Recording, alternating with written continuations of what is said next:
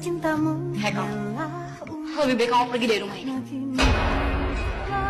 Dan kamu, Mas, aku kecewa sama Mas. Aku kira selama ini Mas Marsa itu kakak ipar yang baik.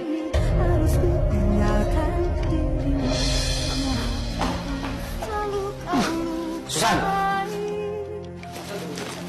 Susan! Pokoknya kamu tetap nikahin aku, Mas. Disetujui atau enggak sama istri dan adik iparku, aku akan tetap nikahin kamu. Makasih ya, sayang.